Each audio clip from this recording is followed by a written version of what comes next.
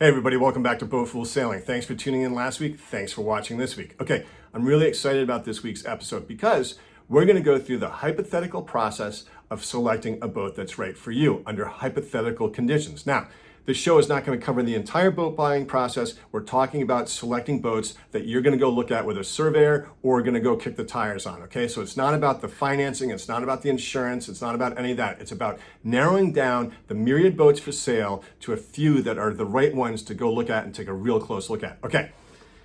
I highly recommend, if you haven't, that you watch episode 12. In episode 12, I talk about the 3 costly mistakes to avoid when buying a boat. And those are really 3 questions you must answer before you buy a boat. And I'm going to recap them quickly here so we can proceed apace. Number 1, where are you going to moor it? Number 2, where are you going to store it? And number 3, how are you going to move it when it's not in the water? You need to have the answers to those questions before you start the process of buying a boat, because the answers could greatly influence not only your budget, but the shape and size of the boat you can buy. Okay, now, what we're going to talk about really in this episode are 2 words that I'm sure you've heard before, and if you haven't, they're the 2 most important words you're going to hear in the boat buying process. And those are 1, intended, 2, use. Intended use. What are you going to use the boat for? Boats are built for myriad purposes, all right? Some boats are built for very specific purposes, and you do not want to buy the wrong boat. If you do, you're going to be unhappy, you're going to be intimidated by the boat, and you're not going to use it. It will sit in your backyard or the boatyard and rot. So some boats cross many columns in what use they're good for, and some are very, very narrow in their use. So we're going to go over that today, so you'll see what I'm talking about. Okay. Last week, I mentioned how we are off to defend our first place finish in the Camden Classic Cup in 2022. And I'm happy to report that we successfully defended our first place in class finish this year in the Camden Classic Cup. Out of 14 boats, we came in first, and we're really, really jazzed about that. And we did it aboard my stepfather's 1985 Sailboat 36, just like last year. Now, I'm gonna get back to that in a second. Last week, I also talked about how I was dissatisfied with the newest edition of Sail magazine. Now look, I do love the cover because I used to work foredeck when I was a young, agile buck, and I think it's a great action shot.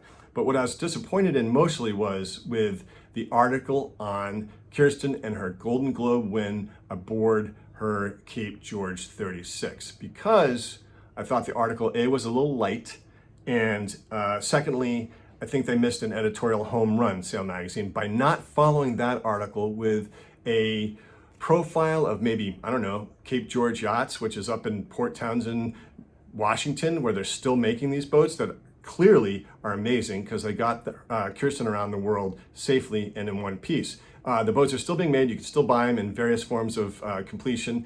And not only that, they could have followed that article with a profile on the good folks over at Magic Carpet 2, who are currently retrofitting an older Cape George 36. It's like an editorial home run. They could have nailed it, they blew it. Instead, they followed it with a 2-page spread on a review of the Beneteau First 36, and I'm gonna get to that in a second, followed closely by a review of the Moody DS 41. Now, all of this is germane to today's conversation because we're talking about the right boat for you.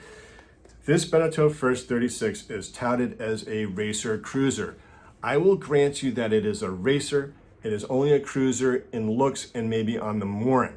I did some calculating with the Sailboat data information they gave us, and I plugged it into the formulas and determined that it's a light displacement boat at 121. It has a capsizing screening ratio of 2.3. I got to put my glasses on. And here it's where it is a racer. It has a sail area displacement of 28.58, nearly 29. That is a screamer. She's fast, no doubt about it. Okay, here's the kicker.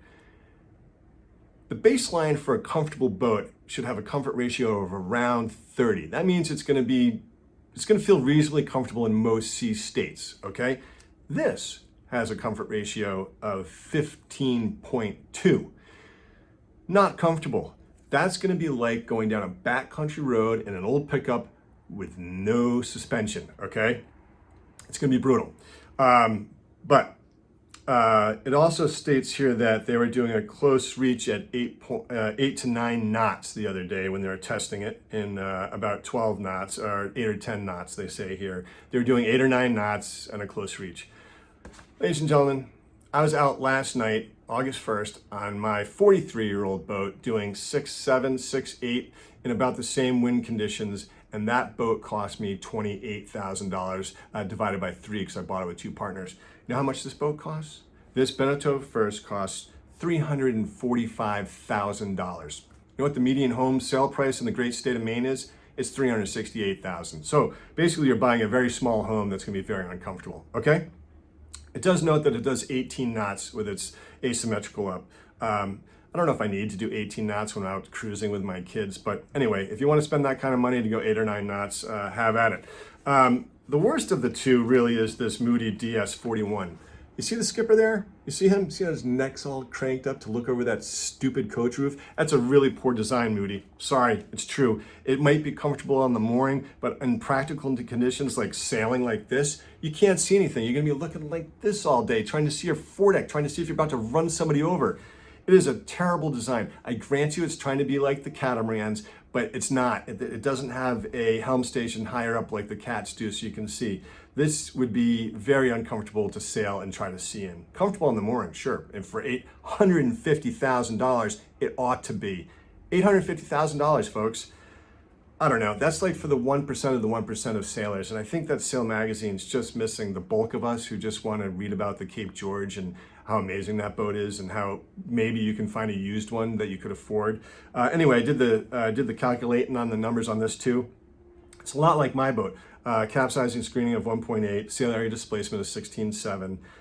It's a moderate displacement at 214, and it's got a comfort ratio of 31. Like I said, comfortable as all heck on the mooring, not out at sea. That's gonna be brutal to see on and steer around. To drive around, it's gonna be terrible. Plus, it's $850,000. Again, my boat was $28,000. I don't know.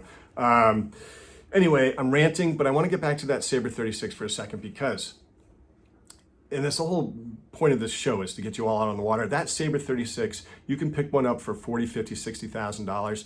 That's still a lot of money, but wait for this. The boat that was first across the line, we were first on corrected time. We were fifth across the line, first on corrected time. But the boat that finished across the line first was nearly new Swan 48 Mark II with a list price of 1.1, 1.2 million. My point is, ladies and gentlemen, it's not 40 or 50,000, which is a lot of money, but it's $1 million a lot of money. You don't need to spend that kind of money to go out and have a good time and be competitive if you're into racing or comfortable when you're cruising. You can get an amazing boat for a fraction of that cost and get out on the water and enjoy yourself, because you know what? Sailing is good for the soul. You gotta get off the grid. You gotta get out of your chair and go do it. Our whole motto for this show is throw your caution to the wind. Do it while you can. All right, I'm done ranting. Let's go select a boat that's going to be right for you and give you the tools to do it for when you actually want to go buy that boat, and I want you to go do it. Okay, let's go. Okay, so we're going to go through a hypothetical boat search and buy today, and you've got a hypothetical budget of around $25,000 to $30,000. Now, we're going to really focus on those 2 words we talked about at the top of the show, intended use. What are you intending to use the boat for? Like I said, many boats have many intended uses. Like you might be interested in day sailing, you might be interested in racing, you might be interested in cruising or coastal cruising, blue water cruising, a transatlantic or a circumnavigation. There are boats made for each and every one of these intended uses, and some boats cover many intended uses, but some boats are very specific in their intended use, okay? So you want to be careful. Now, if you're like me, you may have grown up doing some racing and some cruising, and you might have a hankering for some speed every now and then, and or some cruising and some solitude and that sort of thing. So you want a versatile boat. Now, and you also want a comfortable boat that can give you some performance. Now, with our hypothetical budget, I have selected 6 boats we're going to look at today that all fall within the range. And we're going to start with the J36. Some of you may remember this boat. These are fast performance racer cruiser boats. This one only has about 5 pictures, and she's listed at $15,300, and she's been listed for about a week. She's got a length of 35 feet and a beam of nearly 12 and a draft of 6.6. So not a very shallow draft, but this is a slick, fast boat. You can go fast in this thing. And it is cool looking, I grant you that, and the price seems right. So that's on our list. And she's a fractional rig, dual spreaders, and it looks like she would be a fun boat around the race course and maybe some cruising. The other boat that popped up on our radar is a Cape Dory 30 Ketch. A little bit smaller, but and not many pictures also, but she looks a little bit worse for wear, but it's a Cape Dory, so you know these things are solidly built, and it's a catch rig, which is appealing because you get the different sail configurations and different weather conditions. You have a composting toilet, and the boat looks like it could use a little elbow grease to get her up to snuff. But you got the roller furling jib and the two masts, and it looks like a selection of sails here, including a asymmetrical chute with a snuffer sock on it. So you get all the bells and whistles. The engine hours are appealing because they're only 100. The engine was replaced a few years ago, and it's a 20 horsepower diesel. And you've got an alcohol stove built in 1976, and it's reported to be in good condition. It's been on the market for about a week, and our list price is $20,000. The next boat on the list that showed up on your radar was a 1983 Sabre 34 Mark I, list price of $30,000, listed about 2 days ago. Now this boat, it's a Sabre made in Maine. Length overall is 33 feet, so right in between the Cape Dory and the J. Draft of only 5.5 feet, and she's a fin keel. The stove has been removed, but it comes with the sail, so you can put it back in, but it is CNG, and CNG gas is very hard to find now, so you might want to, while it's out, switch over to a propane stove. That's going to set you back, a couple grand, maybe less, depending on what you need to do to reconfigure the boat. The head looks great. You got a stereo, newer electronics. So you got a Westerbeek diesel that looks like it could use some scrubbing paint, but the down below looks serviceable, and it looks like it's been well kept, and it's a Sabre, and you've got radar, and it's a $30,000 investment. And again, these are all FSBOs, so you're going to be able to get them for less than what they're listed for. In some cases, significantly less. But Sabres are great, solid boats, and they're reasonably performing as well. Okay, the next up, because you're sort of interested in Ericssons. You've got an Ericsson 28. I'm sorry, Ericsson 28. It's a 1986. She's a little bit smaller, but these are nimble boats, and the price is right. It's just dropped from 19.8 down to 16.5, and fractional rig again. So it's it's a reasonably well performing boat. It's going to point well, and the down below looks reasonably neat and tidy. It looks like it could use a good clean. The sole floor looks like it's going to need to be refinished, and there may be some water damage in here at some point. But nonetheless, these are all things that can be fixed. And her size is somewhat appealing because she's smaller, and it's going to make it just easier to handle, especially solo. So that's on the list. The next on the list, and near and dear to my heart, is a 1979 Morgan 382. She's 38 feet, so she's the largest on the list, and she's listed about $23,500. She was listed about 3 months ago, according to my information. Now, I like this boat for a lot of reasons, and it looks solid, and it looks well kept, and it's got a nice big cockpit. The teak looks like it. If you want to bring this teak back, it's not too labor intensive. I just did it myself. And these are known to be very solid boats. Ted Brewer design. The guy drinks light beer. That can't be all that bad. Don't hold it against him. You got a pilot berth up here. Lots of room on this boat. Nice big main salon. It is keel stepped, so this is out of the water at the moment. And nice big down below, nice nav station. And it's got a Perkins 4108 diesel, which looks like it could use a little love and attention, but these are great engines. And V-berth, sole floor looks good, nice big galley, double sink. You got a standing shower in your head. He's using it as storage right now. And just a really solid boat. So she is the largest and sort of mid-priced, and it is noted that the sails are getting a little tired. That looks like it is your mainsail. So that's going to set you back either to get it fixed or a new one. Fixed will be less expensive. New is going to cost probably a few $1,000s. And it's got radar. So a nice slick boat. And the last one on our list is a 1973 Pearson 33. So again, right in the middle size-wise. List price of $15,000. And it says, or best reasonable offer, listed about 3 weeks ago. Now, this Pearson is really adorable. It also comes with a 9-foot Ford dinghy and a 2.5 horse outboard engine. So your whole setup is right here, and a fantastic dinghy, but certainly serviceable. And the only thing I dislike about this relative to the other boats is the helm station is fairly close to being in front of your companionway, which makes it a little bit awkward. But the down below looks neat as a pin, and I believe this person has owned it for quite some time. It's got a newly painted all grip hull, and she looks really sharp. And it's a pretty boat, classic lines. And so those are your 6 boats. So now we're going to go over and take these boats and put them into sailboatdata.com, and you can do the 3x3 comparison.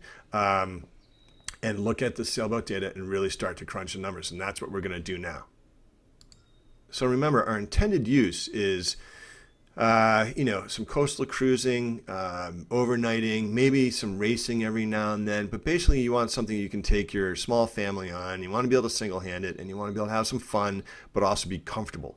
So now, in our first sailboat data, because you only can put 3 in at a time, we put in the J36, the Sabre 34, and the Cape Dory ketch is also, I believe it is also a cutter rig, but I'm not sure. But in any event, here we are in the sailboat data. Now we're going to look at them side by side and go over the pertinent data that you should be aware of when you're looking at a boat. The J has the deepest draft of 6.6 feet. The Sabre has a 5.5 foot draft, and the Cape Dory has a draft of just over 4 feet. So these two can get into pretty shallow waters, which is great. All made late 70s, early 80s. Last built in 84 for the J, last built for the Sabre in 85, though a new version came out.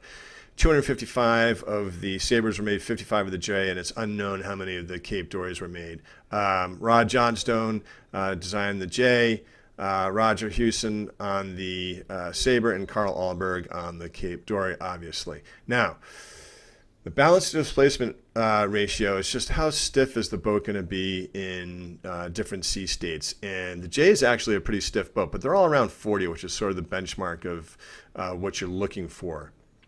Now, the sail area displacement, the J is clearly going to be the quickest boat with a sail area displacement of 22, the Sabre 16, Cape Dory 15. Displacement to length, the J is a light displacement boat, and the Sabre and the Cape Dory are both, the Sabre is a heavy displacement and the Cape Dory is an ultra heavy displacement boat. So the Cape Dory is going to be the steadiest on her feet for sure in most sea state conditions.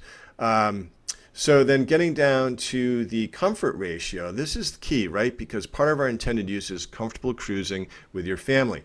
This has got a comfort ratio of 19, and the benchmark is 30 for a reasonably comfortable boat in most sea states. The Sabre's at 26.85, and the Cape Dory's at a 33. So not bad on the Cape Dory and not bad on the Sabre. The J, while it does appeal to our speed senses, is not appealing to our comfort senses. Now, capsizing screening, the J is over 2. Two of the other boats are both under 2, which is sort of where you want to be if you're going to do any offshore stuff, though the likelihood of really needing that is minimal. It's still something you should consider. Now, the S factor, the speed factor, again, the J is nearly 4, fast boat. The Sabre is 1.8, which is not bad, and the Cape Dory is going to be the slowest by a lot.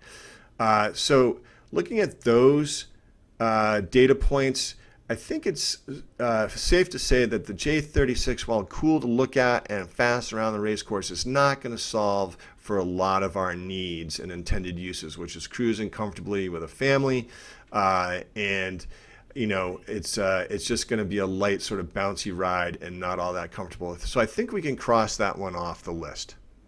So moving on to our next 3, let's look at the Pearson 33, the Morgan 382, and the Ericsson 28-2, which is a second iteration of the 28, so it's a little bit newer, made in 1986. All right, let's look at some key data points here again.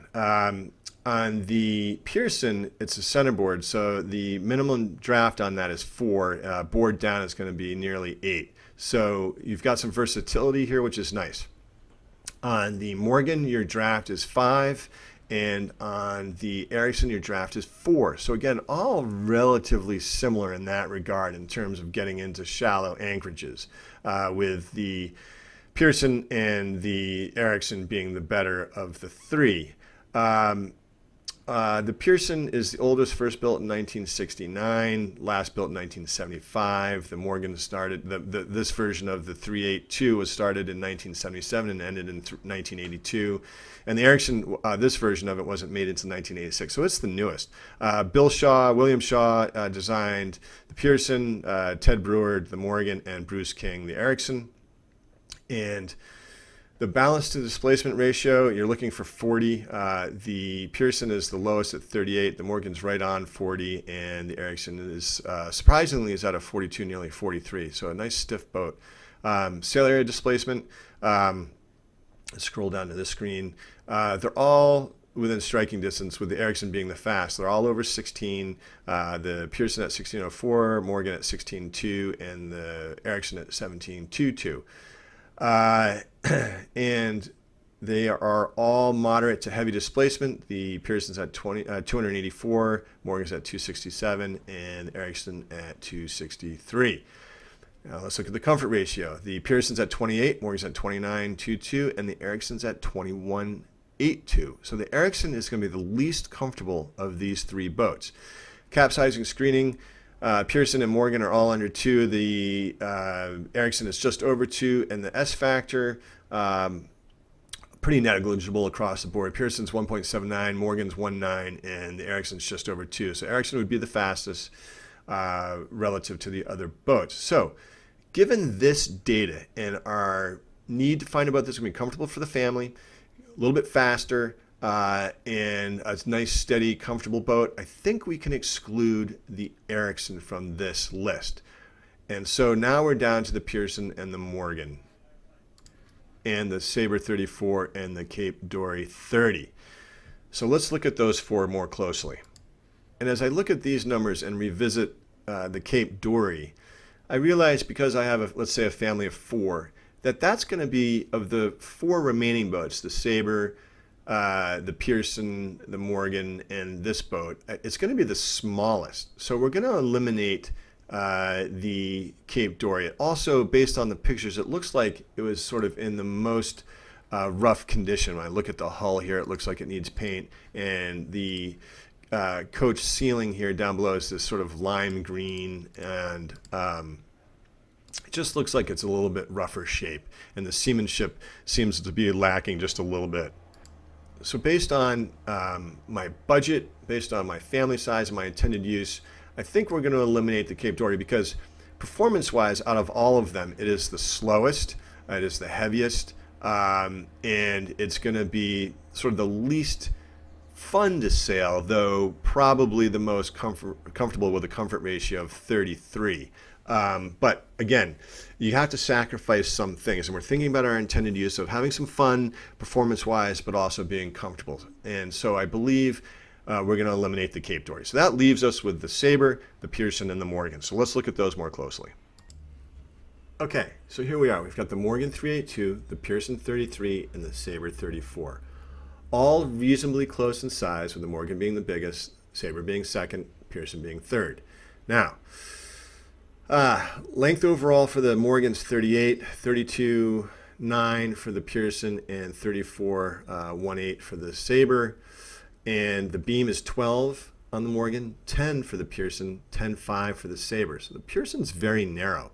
Displacement 17,000 pounds, 11,000 for the Pearson, and 11.4 for the Sabre. Max draft on the Morgan's 5, max draft for the Pearson's 7.58 with the board down, 4-foot draft to the board up, and 5.5 for the Sabre. So all very similar that way. All have lead keels, though the Pearson and the Morgan are encapsulated keels, which is pretty key, but the Sabre is a bolt-on fin keel. Now, there's arguments for both, but if you want peace of mind and don't want to have to worry about torquing your keel bolts, then the Morgan and the Pearson might be your choice. The Morgan was first built in 1977, the Pearson 1969, and the Sabre 1976. Last built 1982 for the Morgan, 75 for the Pearson, and 85 for the Sabre. All had newer versions come out after that. 300 of the Morgan 382s were built. Unknown data on the Pearson 33, and 255 for the Sabre. So Why is that important? Because there are great support groups out in cruisers forums for information on these boats, probably all three. And so you can ask any question and probably get any answer, and the answer you're looking for by these cruiser forums, and they're fantastic. So I highly encourage you, when you're looking at boats, look at the number built and go look for the forums where you can jump in and ask questions you might want to have answered about the boat you're intending to buy. And you do this before you buy, and you can do it after you buy it if you have questions once you own the boat. Ballast to displacement, they're all very close. 40 for the Morgan, 3.8 43 for the Pearson, and 40.35 for the Sabre. 40 is sort of the benchmark. Sail area displacement, all very close. 16.2, 1604, and 1604 in order. So the Morgan, in theory, would be the fastest. The displacement to length, 267 for the Morgan, 284 for the Pearson, 281 for the Sabre. So all moderate to heavy displacement boats. And comfort ratio, here we go. 29.22 for the Morgan, 28 for the Pearson, 26.85 for the Sabre. Capsizing screening, all under 2, which is fantastic. And S/speed factor, 1.9 for the Morgan, 1.79 for the Pearson, and 1.81 for the Sabre. And those are really sort of your key factors. You can look at hull speed, 7.4 for the Morgan, 6.8 for the Pearson, 6.87 for the Sabre. So you can also look at the sail area total for how much cloth you're going to carry. The Morgan's going to carry the most, followed by the Sabre, followed by the Pearson. That's pretty intuitive based on the boat size.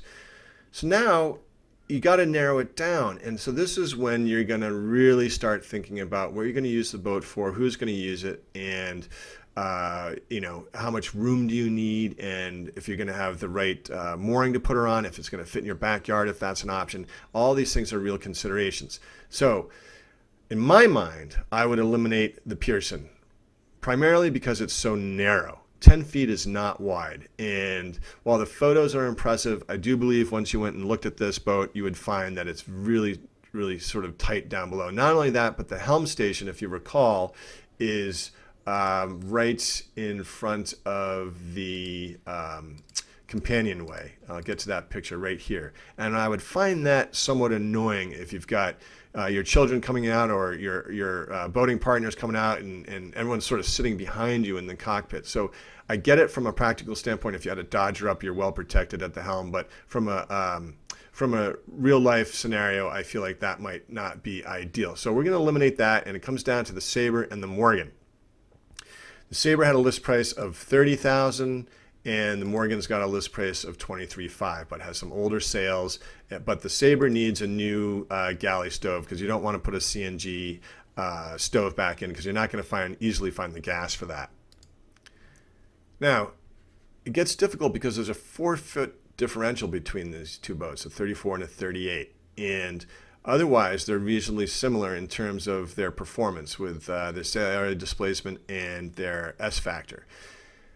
And it's just a question of how much boat you want to handle and how big your family is. The Morgan's going to be much bigger down below, with a beam of 12 feet versus 10.5.